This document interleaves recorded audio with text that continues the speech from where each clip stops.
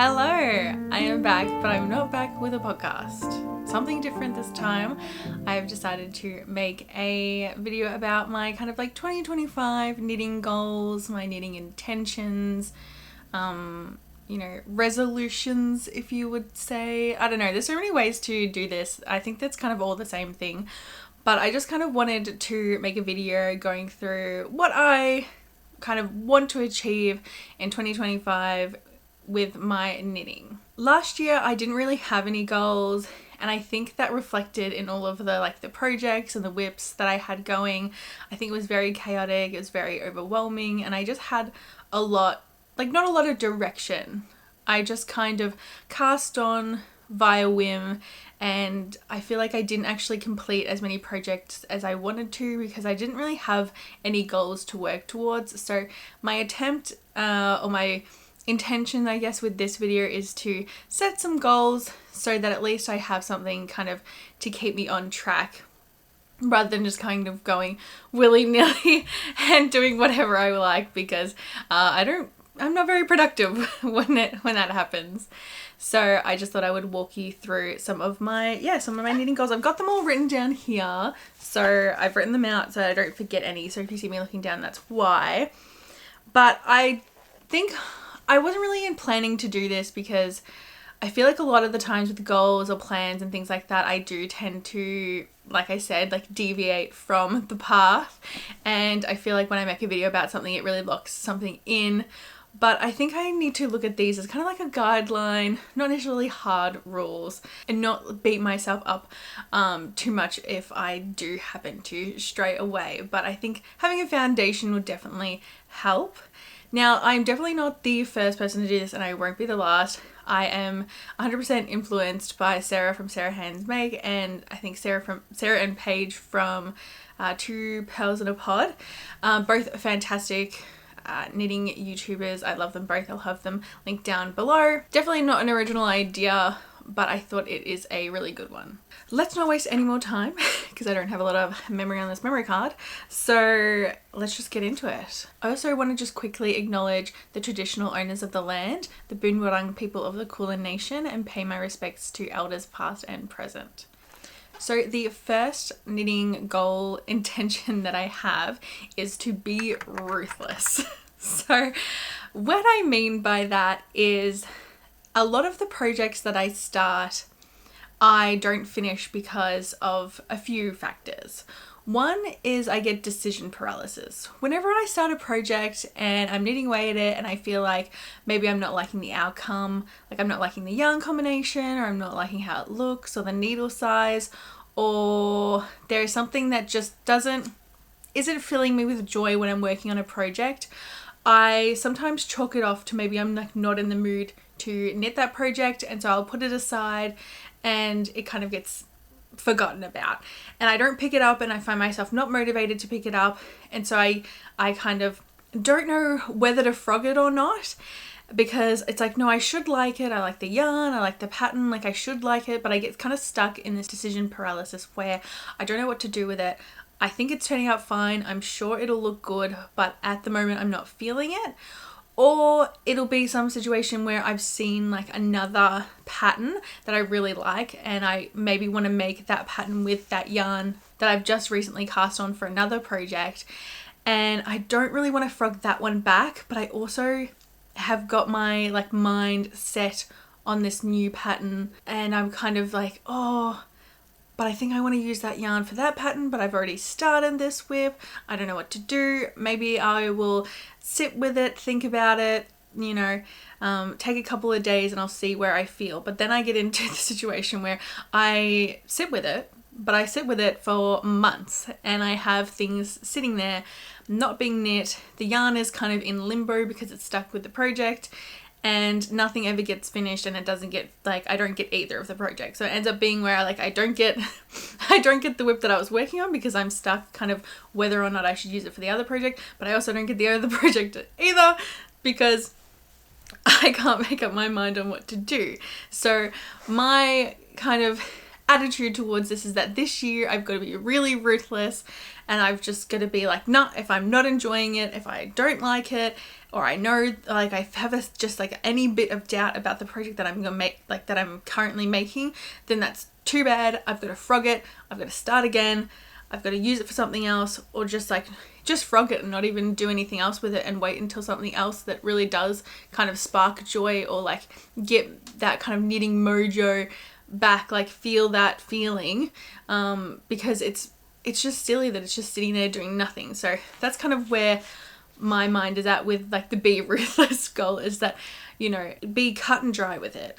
There's this thing called the sunk cost fallacy, which I'm sure plenty of people have heard, but it also applies to a lot of projects that I knit quite significantly into.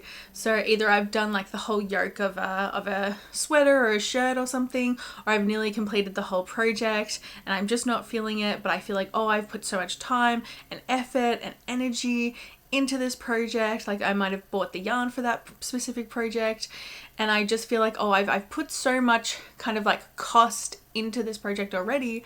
I don't want to frog it, because then I will be losing all of that like time and energy that I've just spent making that object. And it's kind of like, oh, that's my sunk cost.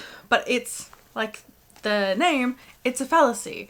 So because I'm not going to finish it, I'm not going to wear it, it's more of a waste of time finishing the project or just letting it sit in my whips than it would be just to frog it back, put that yarn in my stash, and potentially use it for another project that I will fall more in love with, or I will wear more. So that's what I want to do. I want to be ruthless. I want to frog things. I don't want to hold back, because I don't want a lot of projects sitting around for a long period of time. A classic example of this is my Tolster tee. I made a I started making a Tolster tee in fingering weight yarn about in May of last year. And I think it was sitting in whip limbo for about 6 whole months. And I recently picked it up again and I've nearly finished it. And the only reason, like there was 2 reasons why I had not continued to work on it. One was because I saw another t-shirt pattern that I thought would be better for the yarn. And 2, like right as I finished the yoke and got a little bit into the body, Rebecca Clow, who's the author of the Tolster tee pattern, she updated the pattern to include like bust shaping, and I think I was already past the point of having like being able to do that. So I was kind of tying up like, do I frog back until like the underarms and do the short do like the bust shaping, or do I just frog the whole thing and use it for another pattern that I think would really suit the yarn? And what I ended up doing is just not deciding and letting it sit in my whip pile for 6 months. And then I picked it up recently and I tried it on and I'm like, you know what, this is really great. I don't know what the hell I was thinking. Just finish the t-shirt, girl. Just finish it. You're wasting your time. You could have had a really gorgeous t-shirt to wear throughout the summer. Granted, it is currently like the end of March and it is still very warm, so I could definitely 100% wear it now. But yeah, I could have been wearing this all throughout summer, but my silly brain just couldn't make the decision, so it's just been sitting there. And now I've picked it up, I've nearly finished it. I think I've done the body and I'm onto like the sleeves, which will take no time because they're only short sleeves. And I think it's turning out really great, and I already feel like it's going to be a wearable piece. So that's just an example of what happens sometimes when it comes to my whips. And I'm, you know, big goal, be ruthless, do not let that happen again this year. Frog girl, just frog it. Or just continue it. Make up your mind. That's what it's all about. Being ruthless is just about being ruthless with making decisions. My second goal is to complete all of my whips that I started in 2024. So currently filming this video, I have 8 active whips that I cast on. I think 7 of them I cast on in 2024. 1 I have cast on in 2025. And my goal is to finish them, get them off the needles. These are the whips that I decided to keep. If you have not, I don't know when this is going to be released. I don't know if this video is going to be before or probably after I go through all of my whips and I decide which one I'm frogging. But if you do happen to have seen that video, if I do release it before this one, then it will be linked down in the description below. But you can watch that, and essentially I just go through all of my whips and I frog the ones that I'm not deciding to keep. And I had a really enormous amount of whips. It was ridiculous, it was crazy, and I don't want to let that happen again. So my goal is that the ones that I did decide to keep, I want to finish them all. So kind of the way that I want to tackle my existing WIPs is by doing kind of like a snowball method, where I address each of my WIPs in like the order of easiest to finish to hardest to finish, so that I can kind of like get ones that are so close to being finished, just like off the needles, and kind of build up momentum and like kind of motivate myself, because the more I finish, the more I'm like, yes, I get on a roll, and then I can kind of just like keep knocking them down. So I think that that's my way that I'm going to tackle it, so that I can, you know, don't get too bored or burnt out. A lot of the projects I went through the other day do require ribbing, because they're kind of like the like later stages of being done. But I think definitely tackling things like I just cast off some socks, and I'm doing the t-shirt, which will be finished soon. And then I think next I've got like a couple of sweaters that just really need the sleeves done. So those kind of things where it's just like smaller stuff that I feel like are on a bigger gauge, or just like don't have as much time involved in finishing them. If I do those first, it'll keep me motivated, and like I'll get that high from finishing WIPs, and that'll allow me to continue and smash through them. Because yeah, that was one of the issues that I feel like I had last year, was that I just didn't really finish a lot of WIPs. Like I thought I finished a lot more WIPs than I had, but I didn't, because I had just so many WIPs on the needles, and I was working on so many different things at one time, that it was practically impossible for me to consistently finish WIPs, because I just had been working on so many at the same time. Alright, this next one I feel like might be on pretty much everyone's knitting resolutions or goals or whatever. I feel like this is very much like a basic one that everyone includes, but this is to end the year with less yarn than I had previously in my stash. So like essentially what I'm saying is that I want to knit more yarn than I bring in this year. When I first started my knitting journey, you could say, when I first started knitting and learning and everything like that, I didn't have a stash. So I was working off nothing. I would watch a lot of YouTubers, and they would just, you know, frilly cast on a sweater, and I really liked that. I wanted to kind of build up my own stash. Definitely having my knitting group be in the yarn stores is also not probably healthy, because it makes it so much more accessible to be able to buy yarn, because you're there every couple of weeks. So I definitely was kind of felt like I could justify buying yarn, because I didn't have a stash, so I had to build up my stash, and I was always in an environment in which I could buy yarn. I definitely feel like I got a little carried away with building up my yarn stash, and now I have quite a significant yarn stash. I recently watched a video, I cannot remember the name of the creator or the name of the video, but I will have it linked below. But essentially what she did is she took a really analytical approach to her yarn stash, because she, I think, is also like a relatively newer knitter, and she kind of catalogued it all and like did a bunch of statistics, like, and calculated how much yarn she actually knit in a year, and like what was her rate of knitting versus what was her rate of accumulating yarn, and worked out something crazy, like the fact that like I think in 5 years or something, if she kept accumulating yarn at the rate that she did, that she would have enough yarn in her stash to last her a lifetime, which is just insane. And I can see how easy it is to get into that kind of habit of collecting yarn. I definitely have a lot of people in my personal knitting group who have large stashes, or maybe has enough, not like has so much yarn that they probably wouldn't be able to knit in their lifetime. And I really, that kind of stresses me out, that thought that I will still, because, you know, I obviously love all the yarn that I bought, like all of the yarn that I bought at one time or another, I loved it, so I really should use it. So that's my goal, is to use my stash and make sure that I'm not bringing in more yarn than I am knitting kind of out. And to give you an idea of how much yarn I actually have, I did go on Ravelry. I do log all of my yarn into my Ravelry, just because it's a lot easier to keep track of. I made a video of it. If you haven't seen that video, check it out, because it was very satisfying to do, and I will probably do another yarn organizing stash once I figure out like how I'm going to store the rest of my yarn. So I've got it all logged in there. Now when I say all, I mean pretty much everything that was loose at the time.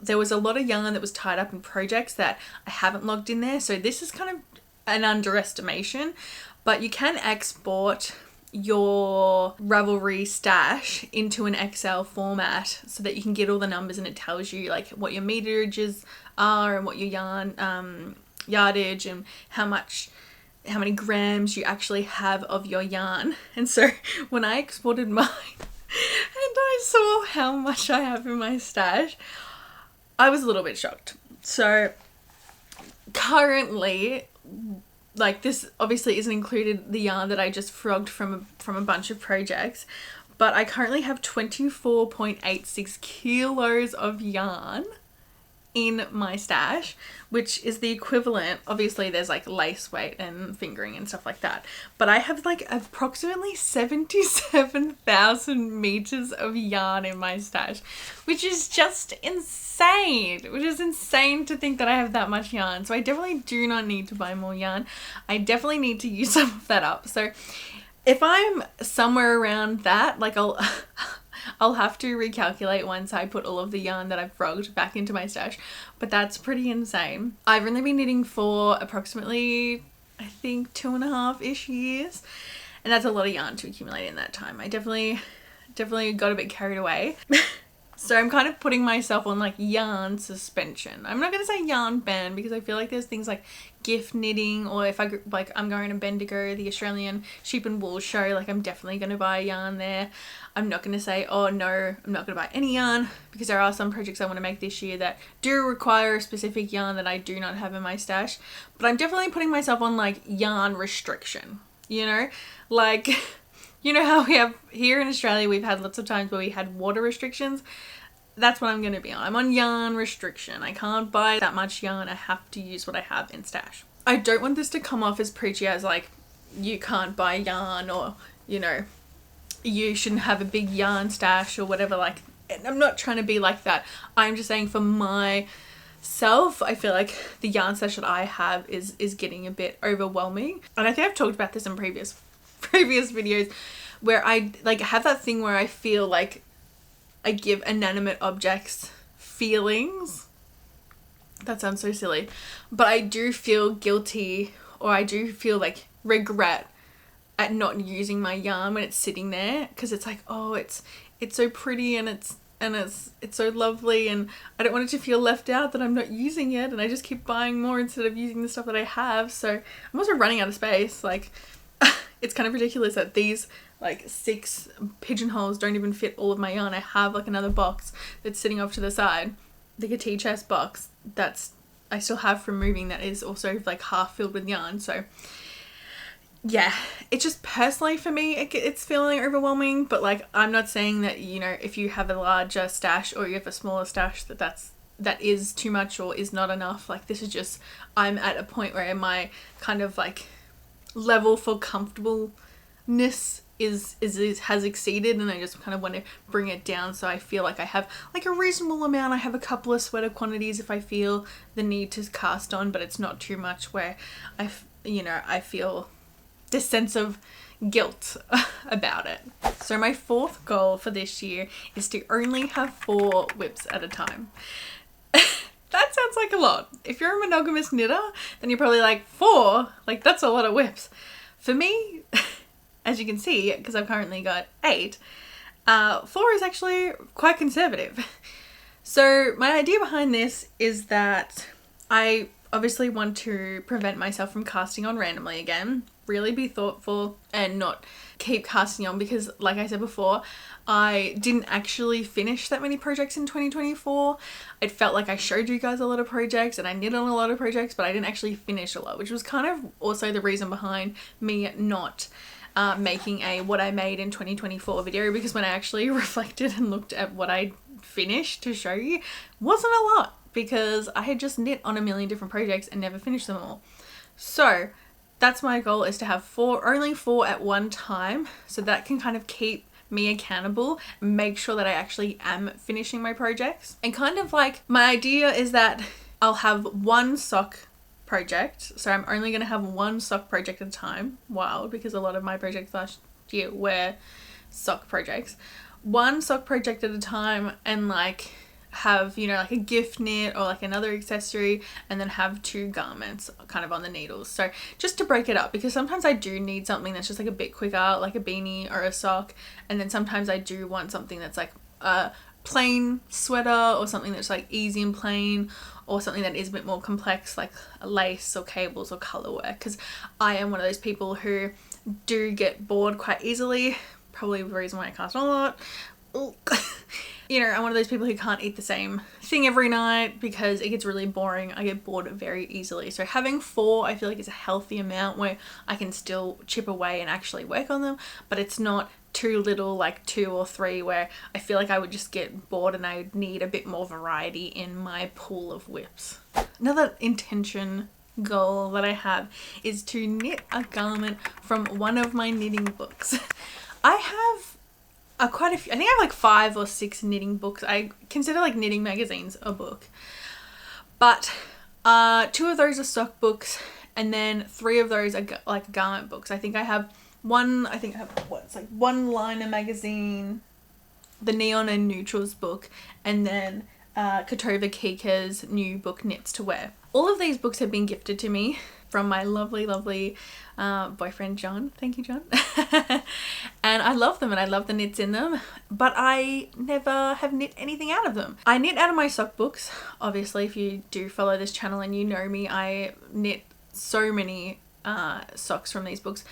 But in terms of the garments, I don't think I've ever once made a garment out of these knitting books. And there is nothing wrong with any of the garments in them. I just, for some reason, tend to go towards PDF patterns. I don't know if that's because I prefer working on my iPad when I knit, but for some reason, I just have not knit a garment from any of these books. But this year, one of my goals is to do that, is to do exactly that, is to knit from one of these books a garment, like a jumper or a top or something like that, something wearable, something big, not just an accessory. I really want to make a garment out of these books because knitting books aren't cheap. Like, obviously John didn't tell me how much they cost, but I know they're not cheap, and they're so beautiful and I love them, so why not? That was a really quick one. I've only got 2 more goals left. The next one is to take better project notes. So I definitely stole this from Sarah from 2 Pals in a Pod. She said that she really wants to take better project notes, and I totally agree with her. I have this delusion in my head that when I knit something, I'm going to remember every little note about it, and then I put it down for 3 months, pick it up, and I don't even know what needle size I was using. Because a lot of the times I need the needle for another project, and so I'll put it on like a barber cord, or I'll put it on some scrap yarn, and then when I go to grab the needles, I'm like, what was I using again? I can't remember, and I of course don't note anything down, and so then I'm kind of like, yeah, I guess I think it was this needle size. Or it'll be a situation where I want to film a podcast and tell you guys all about it, and after filming the podcast and after editing everything, I realize that I've left out bits and bobs and important information that I probably should have mentioned but didn't. You know, nothing too critical, but just I feel like having that information will add value to the podcast. And I also think that, you know, one of the reasons why I watch podcasts is because I like people's takes on things. I like people's advice and tips and tricks and things that they did differently. And I just feel like because there are usually gaps in between when I start the project versus when I finish it, takes me quite a long time. There are things that I just forget to mention that might be valuable to someone in the audience, even if it's just like one person. So my goal is to take better project notes and update my Ravelries, because on Ravelry you can put your photos, you can put your gauge, your needles that you use, like your general notes in there, obviously like your yarn, how much yarn you used. There's so much information that you can input into Ravelry. It's such a good site to do that I really want to take advantage of this. I do have like my projects on there, but sometimes I just don't even update the photos, or I never include the needle sizes or the gauges that I use. So I definitely want to be better at doing that this year and have a really good record of my projects that I can reference to, so that when I do podcasts, or when I do go back to a project after it's been kind of sitting in limbo for a while, I'll know exactly what to do and there won't be any questions about it. So the last one is kind of a knitting goal. It's not directly a knitting goal, but it's to do with knitting, and that is to film a project vlog. I love watching project vlogs. I think they're really fun to watch. I think they're really interesting. I think they're cozy, and I just enjoy watching them while I'm knitting. There are plenty of YouTubers that do them. People that come to mind is probably like Sarah from Sarah Hand Makes, Haley from Haley Space, Morgan from Morgan Unraveled. Those girlies love a project vlog and they're so good at it, and I think it's fantastic, and I really want to do one as well. I feel like there are a few knits, that things like a staffin jumper and things like that I think actually would be interesting to document, but I really do have a real problem with being a perfectionist. I feel like all throughout my life, whenever I want to create something or draw something or paint something or just anything creative, I have this image of it in my mind. And if I cannot execute that in reality, I kind of write it off because it's not how I envisioned. It's not what I wanted in my head. It's not perfect. And so I'm not satisfied with it. I'm not happy with it. And I just scrap it and don't show anyone anything. And that's happened quite a few times with vlogs that I've tried to create. I have done or attempted to do project vlogs in the past. I've attempted to do other videos, and I have a real, what's the word, inner critic that just like tears my work apart. And so it gets to the point where I just don't even want to post what I've showed because it's not perfect. It's not how I envisioned, and therefore it's not good. And I really want to tackle that this year and just say, stuff it, who cares? I think people enjoy my content. They'll enjoy this. It doesn't have to be perfect. Not everything has to be perfect, because and that's gonna be really hard. To be honest, it's gonna be really hard to let go and release something that isn't, in my mind, good enough. But I think I'm my harshest critic, and I think other people will find it fine. And so that's where I kind of want to do a project vlog, because I think that'll be like a big kind of hurdle for me if I can do that and I can release that and not be so tied up on like how it looks aesthetically, or how the lighting is, or how the sound is, or how I look in it, like, you know, a lot of that. It will be good, because at the end of the day, I think people, you know, everyone who comments on my videos is so amazing. Everyone who interacts with me is so lovely, and I'm pretty sure that the reason why people come here is of course for the knitting, but it's also, I guess, to have a little community and to interact with me. Like, you know, I don't know how to say that. Does it sound conceited? I don't know. But it's like, yeah, at the end of the day, like, people watch, I watch Morgan and I watch Laura Penrose and I watch the Creya Bayer. Yes, because I love knitting, but I also feel like I can relate to those people. I feel like I like to get to know these people. I have this like kind of like, what's it called, like that parasocial relationship, honestly. So I feel like, you know, I don't really care what they release. I'll watch it because I like them. And I feel like maybe it's the same. Like, I feel like, you know, obviously people want good content, and obviously they want it to be knitting related, but at the end of the day, they're probably watching because they're probably happy to see me. And I don't think that's a conceited thing to say. I just think that's like, I just think I need to realize that they don't want me to be perfect. You guys don't want me to be perfect. You guys just want me to be me, and I just need to be me. I think that's where I need to get over my kind of self-consciousness and realize that, like, if I'm passionate about the content and if I'm having a good time and I genuinely want to connect with people, I think I'll get the same reciprocated. So stop being so harsh on yourself. Release the videos, girl. It's not that deep.